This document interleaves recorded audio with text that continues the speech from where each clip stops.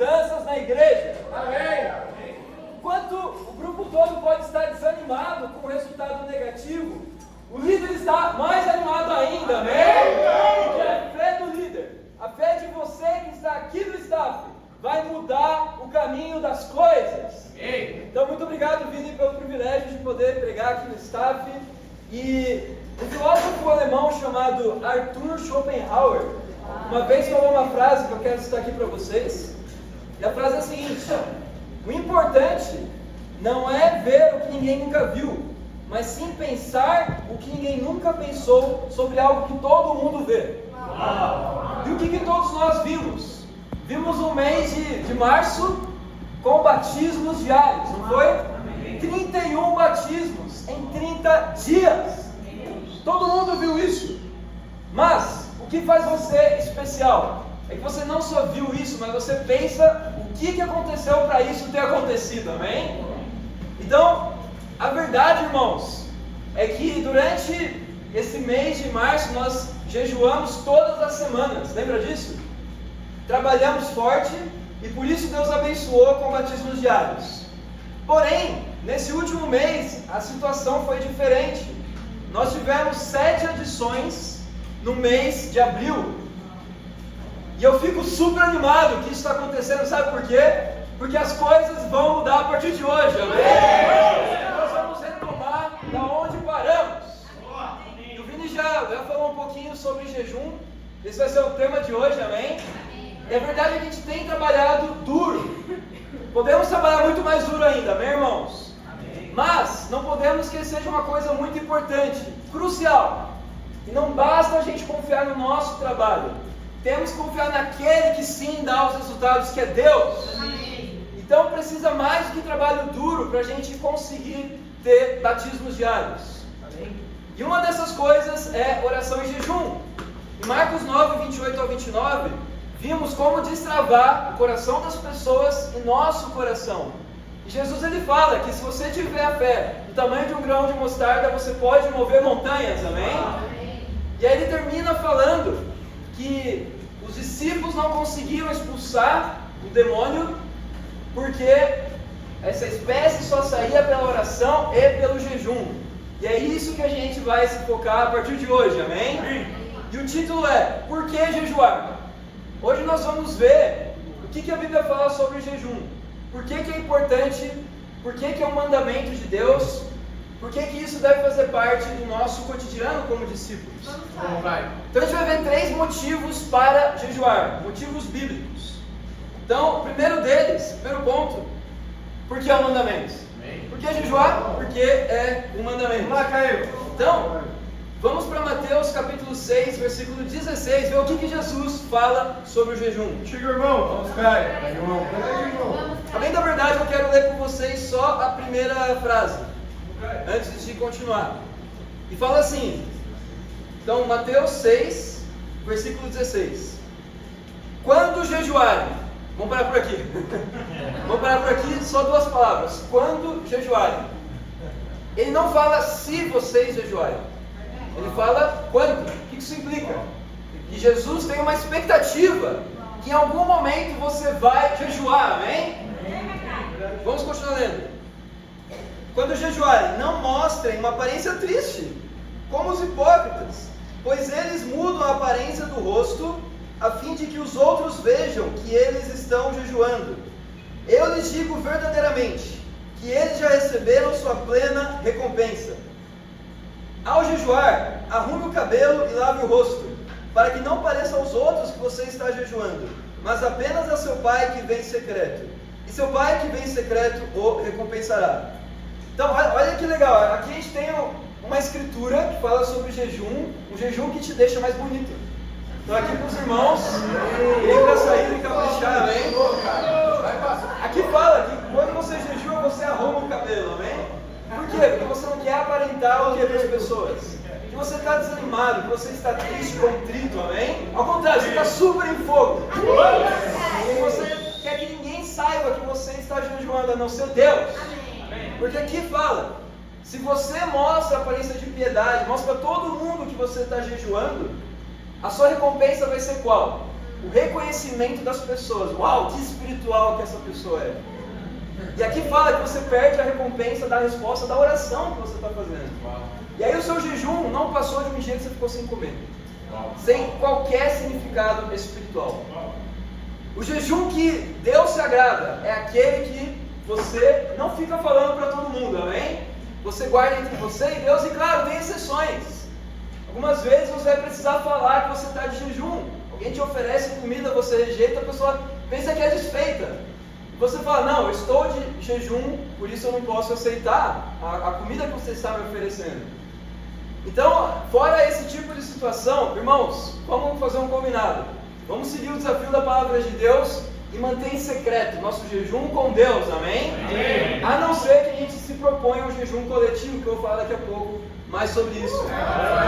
Mas tem um exemplo de como isso deu errado na vida de um homem de fé, que foi Davi. Lembra em 2 Samuel 12, quando, depois que Davi cometeu adultério com Batseba, que foi algo terrível, ele mandou matar Urias, o hitita, de forma indireta, mas ele foi o autor da morte de Urias. E aí Batseba engravidou, e Deus falou, pelo seu pecado, seu filho vai morrer. Você vai continuar vivo, por misericórdia, mas o seu filho vai morrer por culpa sua. Sim. E o que Davi fez? Davi fez um espetáculo de autopiedade. Ele se jogou no chão, ele chorou. Ai, tadinho de mim, ai, meu filho, a culpa foi toda minha. E ele mostrou para todo o palácio que ele estava devastado. Ele fez exatamente o contrário que Jesus fala. E o que aconteceu? O filho dele acabou falecendo. A gente não sabe se foi exatamente por esse motivo, mas à luz das escrituras do Novo Testamento, a gente pode ter uma ideia que o jejum foi uma das causas. Então a Bíblia diz, irmãos, jejum precisa ser algo secreto entre você e Deus, amém? Não vamos anunciar com trombetas o nosso jejum. Muito bom, irmão. Algo importante, sim, jejum é um mandamento, mas a gente não pode olhar também de forma legalista. Se eu não fizer jejum, vou para o inferno. Não é assim também, a gente precisa ver o jejum como parte do nosso relacionamento com Deus. Então, assim como você precisa ter tempos com Deus, assim como você precisa evangelizar, compartilhar sua fé, estudar a Bíblia com as pessoas, assim como você precisa ser aberto com os seus pecados, assim como você precisa vir nas reuniões do corpo, ter tempo de discipulado, participar da Santa Ceia, assim como você faz todas essas coisas, oferta a Deus, nada disso pode ser um peso legalista. E o jejum é a mesma coisa, a gente faz porque a gente ama a Deus, amém? A gente está disposto a sacrificar, ficar um dia, uma semana, um período sem comer, por amor a Deus, para que Ele atenda as nossas orações, e Ele vai te recompensar, amém? Então o primeiro desafio, seja discreto ao jejuar. Procure apenas agradar a Deus, e não impressionar as pessoas ao seu redor em como você é espiritual fazendo jejum, amém? Segundo ponto, por que jejuar? Segundo ponto, porque Deus abençoa atos de humilhação e urgência. Porque Deus abençoa atos de humilhação e de urgência. Irmãos, uma das pessoas mais terríveis do Antigo Testamento certamente foi o rei Acabe. O rei Acabe era um homem muito perverso, ele não liderava sua esposa Jezabel, ao contrário, fazia tudo o que ela queria, e era uma mulher que não fazia parte de Israel, era uma mulher gentílica, e adorava falsos deuses, e Acabe ia na direção do que ela falava, ou do que ela sentia, desejava. E vamos ver um pouquinho sobre a história de Acabe. 1 Reis, capítulo 21, versículo 25. Vamos, irmão. Vamos, Caio. Irmão. Vem, irmão. Nunca existiu ninguém como Acabe, que, pressionado por sua mulher Jezabel, vendeu-se para fazer o que o Senhor reprova.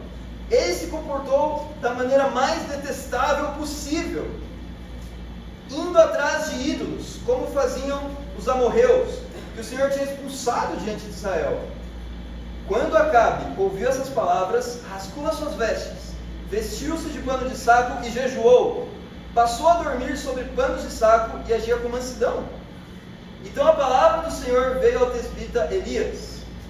Você notou como Acabe se humilhou diante de mim? Visto que se humilhou, não trarei essa desgraça durante o seu reinado, mas durante o reinado de seu filho. Uau!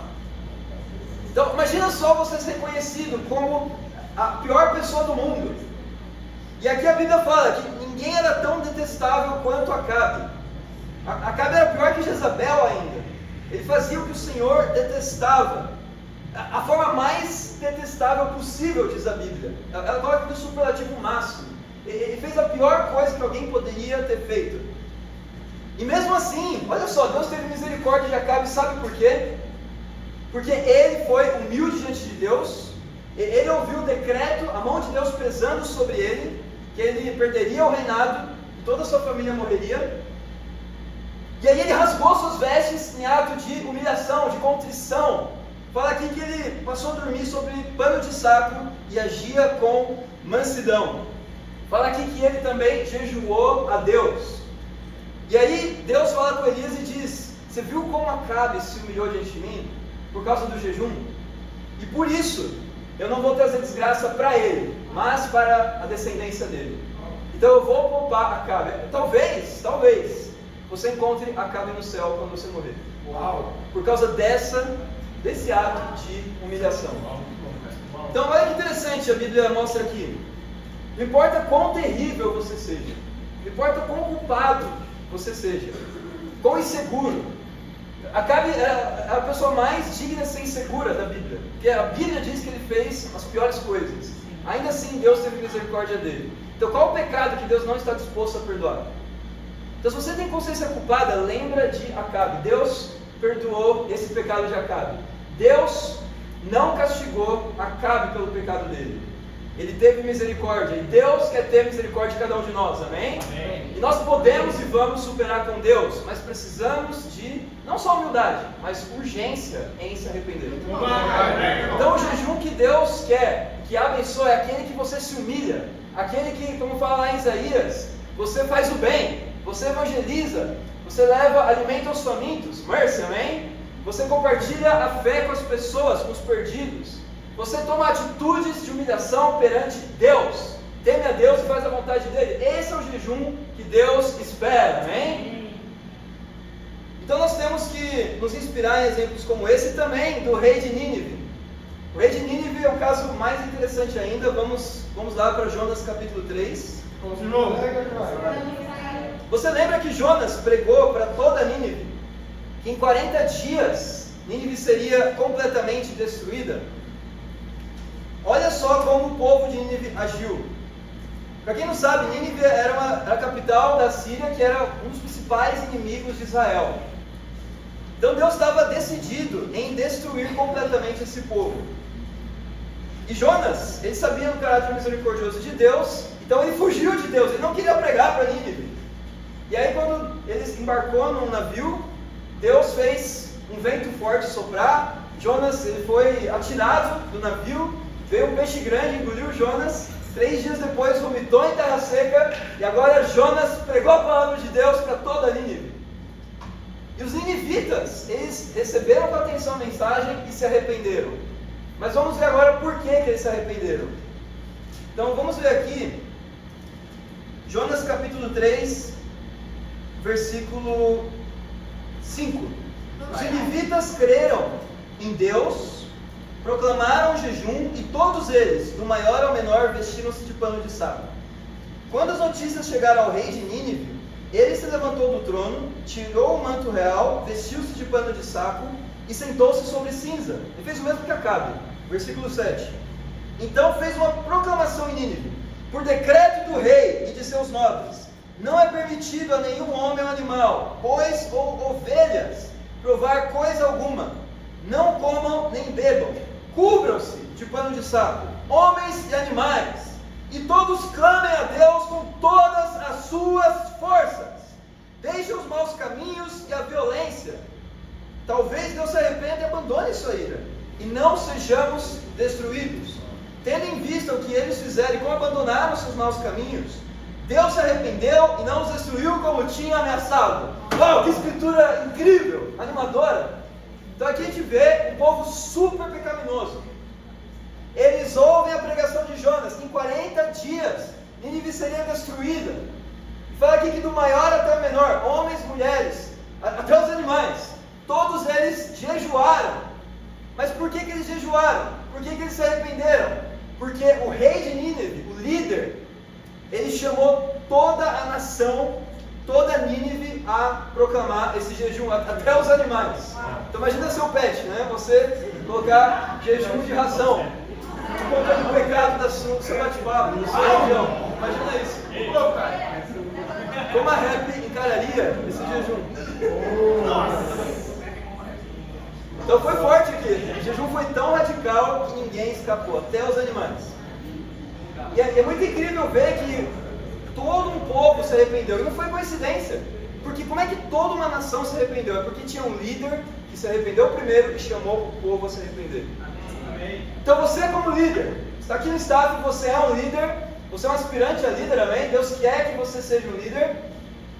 Você tem essa responsabilidade de chamar seu grupo a se arrepender dos seus pecados, confessar os pecados e fazer oração e jejum para mudar, amém? Porque Deus, quando viu isso, quando viu que não só o rei, mas toda Nínive se arrependeu, fala que ele desistiu de destruir Nínive.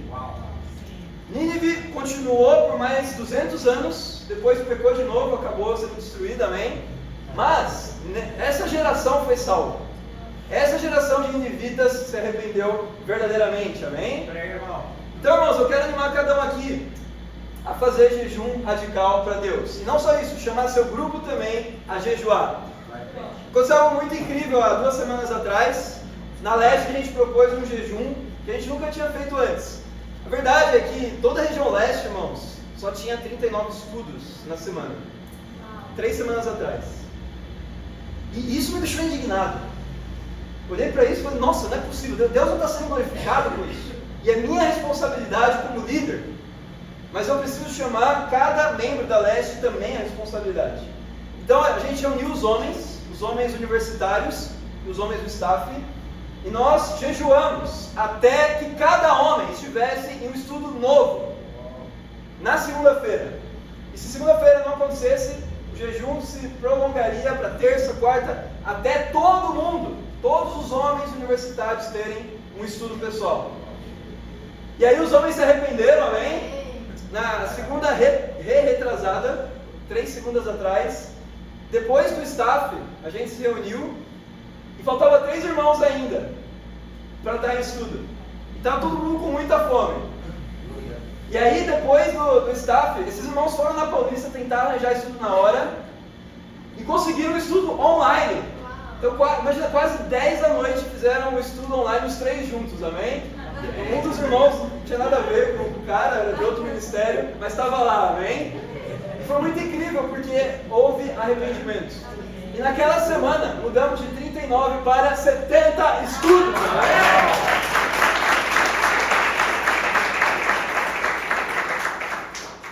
Eu não me preocupo simplesmente com não ter batismo. Porque o batismo é consequência do quê? De você ter estudos, amém? De você trabalhar duro.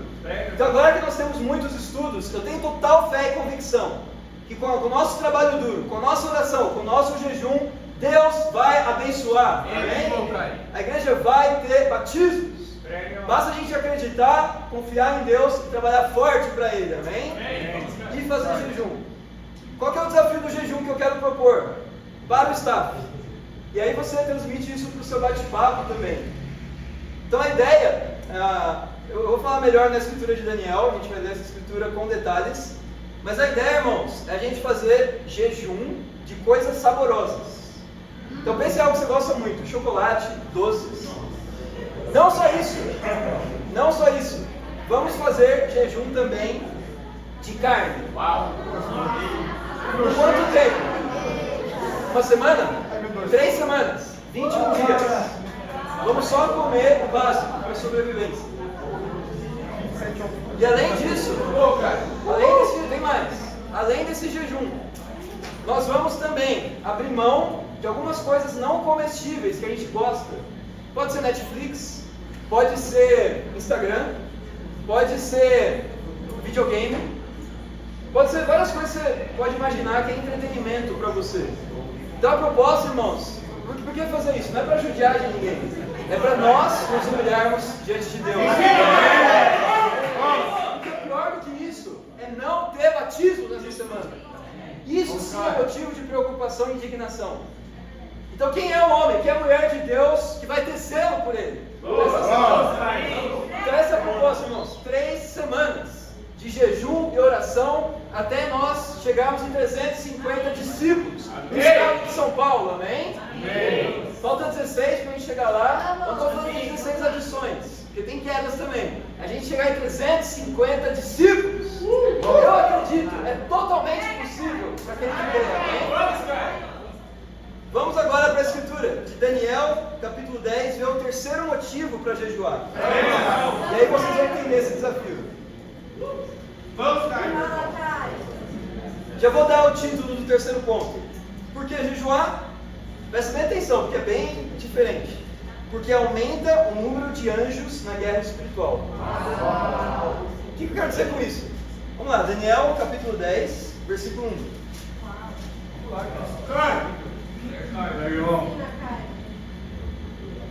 No terceiro ano de Ciro, rei da Pérsia, Daniel, chamado Beltesazar, recebeu uma revelação. A mensagem era verdadeira e falava de uma grande guerra. Na visão que teve, ele entendeu a mensagem. Naquela ocasião, Daniel, passei 3 semanas chorando. Não comi nada saboroso, carne e vinho nem provei, e não usei nenhuma essência aromática, até se passarem as 3 semanas. Então o que a gente tem aqui? Era o terceiro ano do reinado de Ciro, o persa, e Daniel trabalhava ali para Ciro, né, nessa ocasião, e Daniel teve uma visão. Ele teve uma visão bem confusa, apocalíptica, cheia de sinais, de símbolos. No final das contas ele entendeu a mensagem, mas até chegar nisso, ele precisou orar e jejuar por 3 semanas, 21 dias. E o que ele jejuou? Então, como a gente falou, coisas saborosas, ele só comeu vegetal, amém? Talvez arroz. E ele não comia carne, ele jejuou vinho, então, acredito que não seja um sacrifício para nós, amém? Olha o que ele jejuou também, além de comida e bebida, ele jejuou essências aromáticas. Ele jejuou perfume.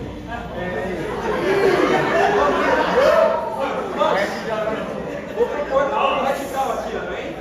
Além de tudo que eu falei, exceto irmãos da rap.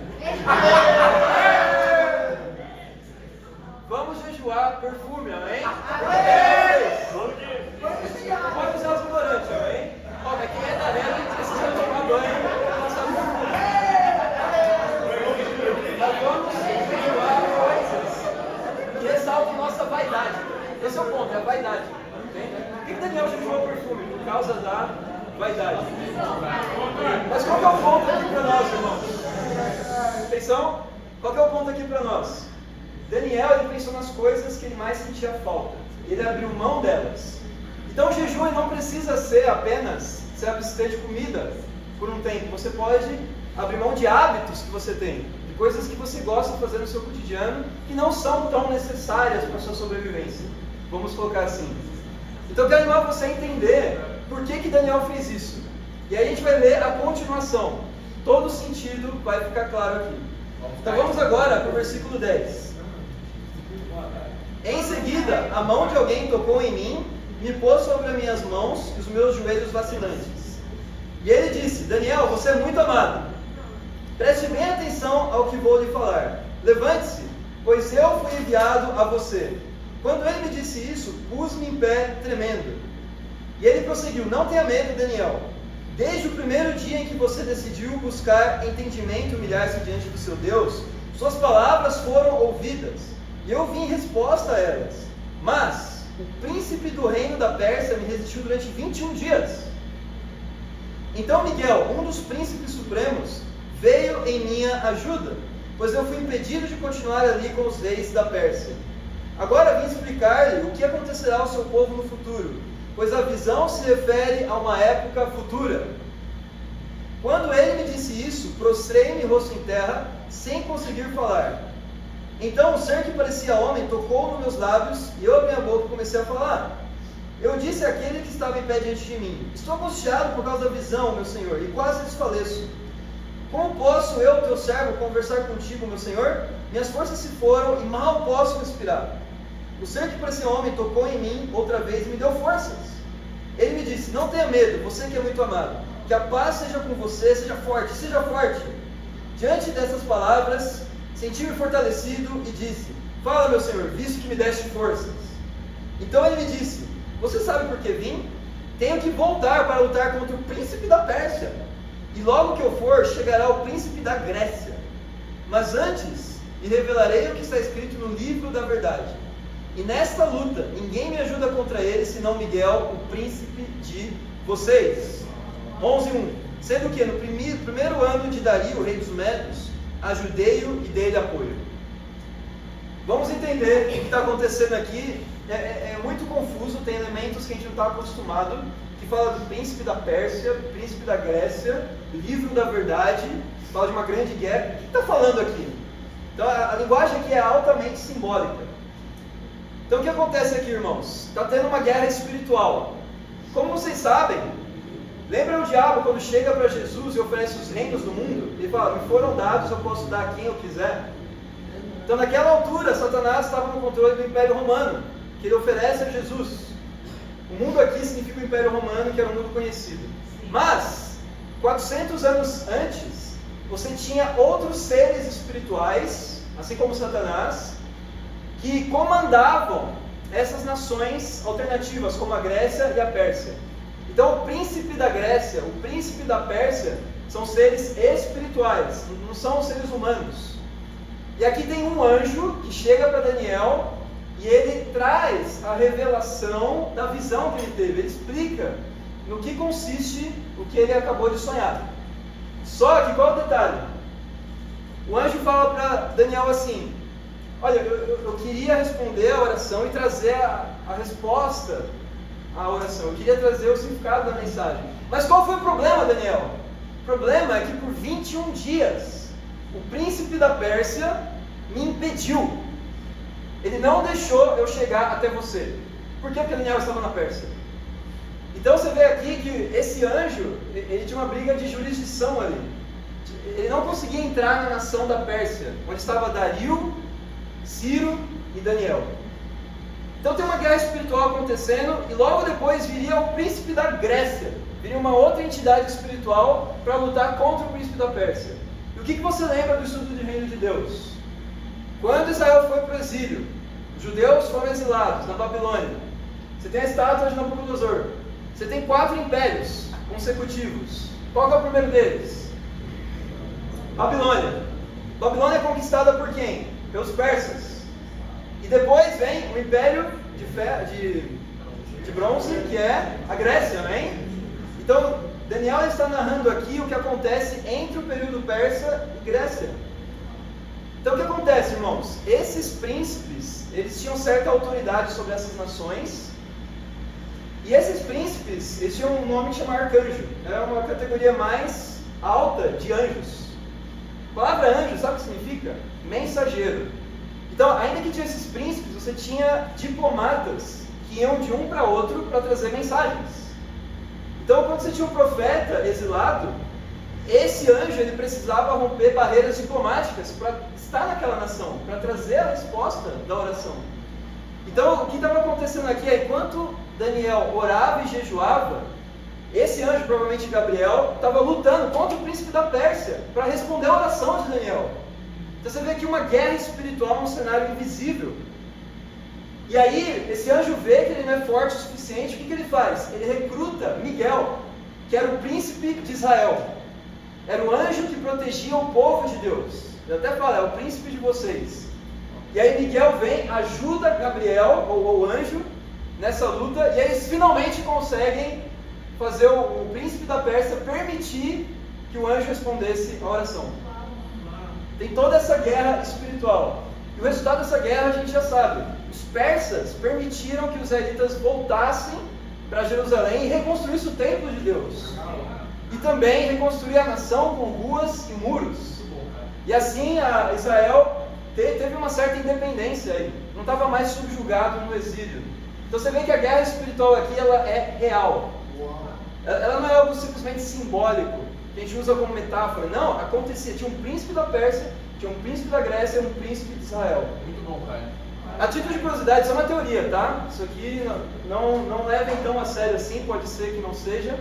Mas em Atos 14, a gente leu há 2 semanas atrás no staff, que Paulo e Barnabé, eles eram conhecidos pelos atenienses como Zeus e Hermes. Você lembra disso? Então vai saber se esse príncipe da Grécia tem a ver com esse ser que eles chamavam de Zeus. Não sei, fica a seu critério estudar sobre isso.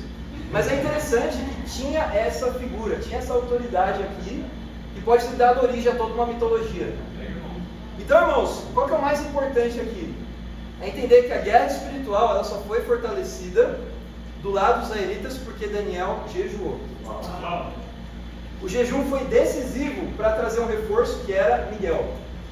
Então o que acontece? Quando você jejua, você aumenta o poder da sua oração e você traz mais anjos, ou até arcanjos, para guerrear contra as forças do mal. Então por isso que a nossa oração é como uma arma espiritual. Você olha Efésios 6, você vê as armaduras do Espírito. E é literalmente uma guerra que está acontecendo no mundo invisível. Isso não é legal? Isso anima você? Então, irmãos, o que eu quero propor? Quando você for jejuar, pensa nisso. Tem anjos sendo recrutados. Enquanto você ora, enquanto você se humilha diante de Deus. Você vê aqui que a oração de Daniel foi tão intensa que ele perdeu as forças. Você vê aqui que ele ficou extenuado. Você tem orado até o ponto de ficar cansado, até o ponto de suar, até o ponto de perder sua voz, de tanto que você orou a seu Deus, como Jesus no Getsemane. Então é esse tipo de oração que convoca anjos para nos ajudar, amém?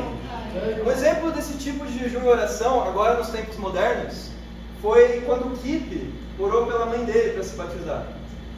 Quando Kipp orou também pela esposa dele se curar do câncer, a Helena, a líder do movimento. Então, foi incrível ver que a igreja toda se uniu em oração e jejum, e o câncer nos ossos, que é algo que não tem cura, foi milagrosamente curado, amém? Então, com certeza, anjos foram recrutados aí para que essa oração fosse atendida. Também, o líder aqui da América Latina, Raul Moreno, ele orou pelos pais dele também. Então, por muito tempo, desde 2013, o pai dele tinha câncer. E nessa oração, Raul orou para a cura do câncer. E é interessante que durante o ano de 2013, conforme ia fazendo a consulta médica, os índices de câncer foram abaixando até o ponto que ele não tinha mais câncer. E aí o médico olhou para aquilo e ficou desacreditado. Não é possível. Eu acho que você nunca teve câncer, porque esse câncer não tem cura. Só que a outra oração do Raul não tinha sido atendida. O pai dele não tinha sido salvo ainda. Ele tinha curado do câncer, mas não curado os seus pecados. Ele é uma das pessoas mais ateias da família dele. Só que o Raul não parou de orar, não parou de jejuar. E depois de quase 6, 7 anos, finalmente, o pai do Raul, ele foi batizado, depois do câncer voltar, só que agora ele teve a cura espiritual do pecado. Um mês depois ele faleceu e foi para a glória, amém?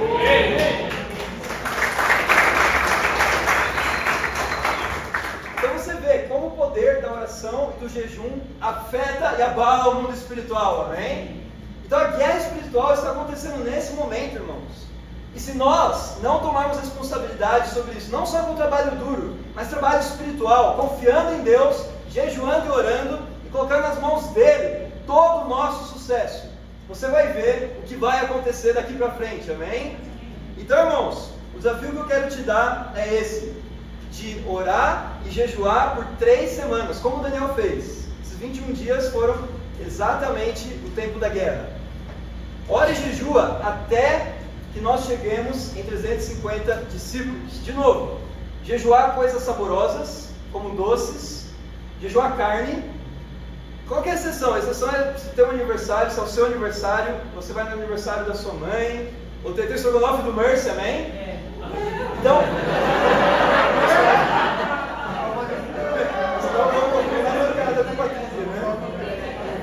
foi jejum de carne para a igreja toda e o estrogonofe do Mercy.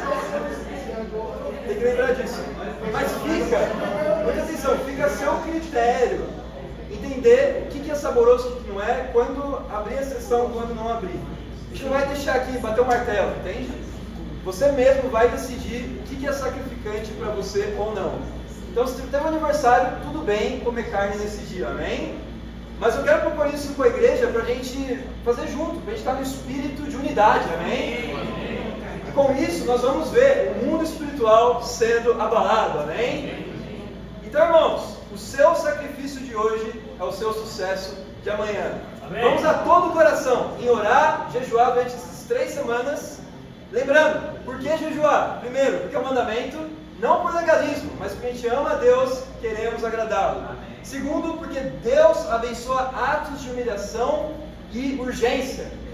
Então, quando Deus é um espírito contrito, Ele age em favor dos seus queridos.